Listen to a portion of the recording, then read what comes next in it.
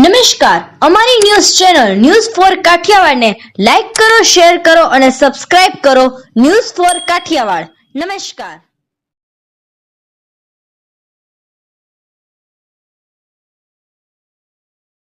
Solve this up! Solve करो, hey! चुटकी बजाओ, आंसर पाओ, आंसर करो और स्मार्ट बन जाओ. Maths करो या stats करो, जो भी करो, smart करो. सही तो Hey! જૂનાગઢ બાંધકામ મંજૂરી ફીમાં બેટલમેન્ટ ચાર્જ લેવાતા જૂનાગઢ બિલ્ડરોમાં જોવા મળ્યો ભારે રોષ.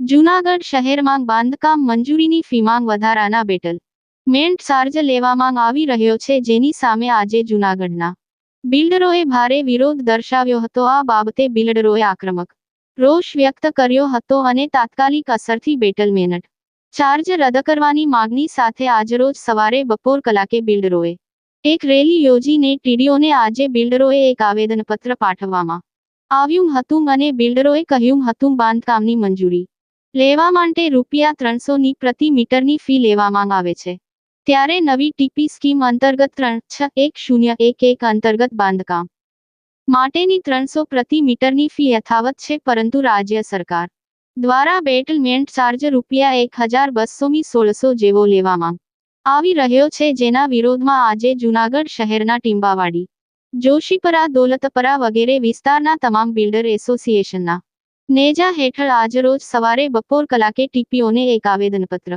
પાઠવવામાં આવ્યું હતું અને આ આવેદનપત્રમાં જણાવ્યું હતું કે જૂનાગઢ શહેરમાં જે ટીપી સ્કીમો લાગુ કરેલ તે વિસ્તારોમાં જુડા દ્વારા બાંધકામ મંજૂરીઓ આપે છે, તેમાં બાંધકામ મંજૂરીની ફી 300 પ્રતિ મીટરની ફી છે, જેના બદલે જુડા દ્વારા બેટલમેન્ટ ચાર્જ દ્વારા પ્રતિ મીટરની ₹1216 લેવામાં આવી રહેલ છે. તે બેટલમેન્ટ ચાર્જ તાત્કાલિક અસરથી રદ કરવાની માંગણી કરવામાં આવી રહી છે. તે માંગણીઓનો સ્વીકાર કરવામાં નહીં આવે અને જો યોગ્ય નહીં થાય તો આગામી દિવસોમાં જૂનાગઢ શહેરના બિલ્ડરો દ્વારા ધંધા રોજગાર બંધ રાખીને જલ્દમાં જલ્દ આંદોલન આક્રમક ઉગ્ર દર્શાવવામાં આવશે, તેમ અખબારી યાદીમાં જણાવવામાં આવેલ છે. આમ છતાં પણ જો મારો પ્રશ્ન નહીં થાય તો બાંધકામની તમામ ઓફિસમાં તાળાબંધી કરવા સહિતના અનેકવિધ કાર્યક્રમ પણ આપવામાં આવશે.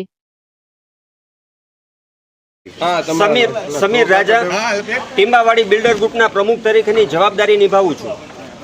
સૌ પ્રથમ તો ગઈકાલે જે અમદાવાદ ખાતે જે ઘટના બની તેનો અમને સર્વે બિલ્ડરોને બહુ અમે દુઃખની લાગણી વ્યક્ત કરીએ છીએ અને આના માટે અમે વડલે શંકર મંદિર અમે 2 મિનિટનું મૌન પણ પાડવાના છીએ.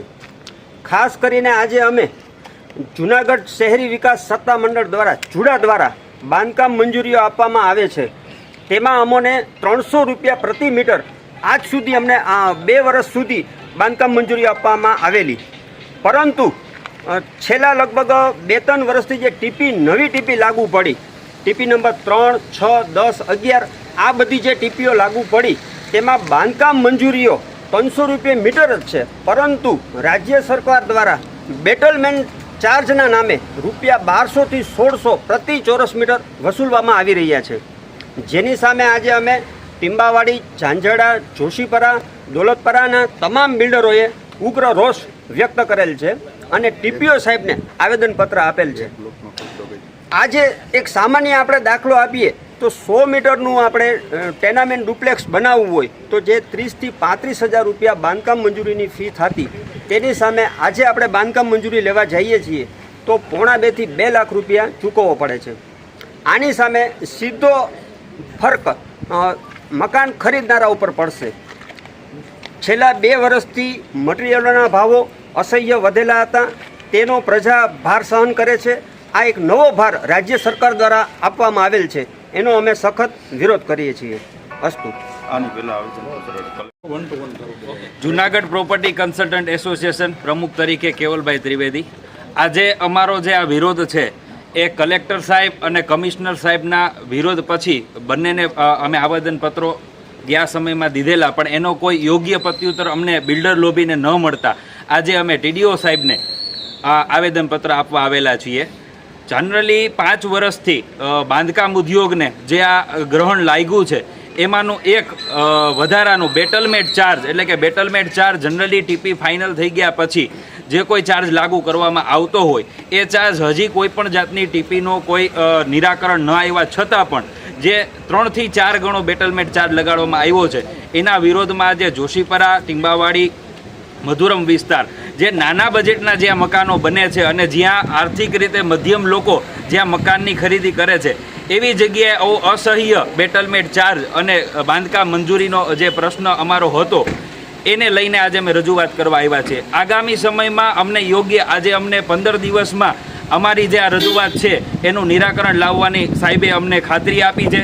જો એ ખાતરી ખરી નહીં ઉતરે તો આગામી સમયમાં અમારી સાથે મજૂર વર્ગ, આમ પ્રજા અને બીજા અમારા જે ક્રેડાઈના મેમ્બરો છે જુનાગઢ એસોસિએશનના એ સાથે જોડાય અને આ ઉગ્ર રજૂઆત જે ગુજરાત સરકાર સુધી પહોંચશે એવી અમે ખાતરી આપીએ છીએ. આભાર.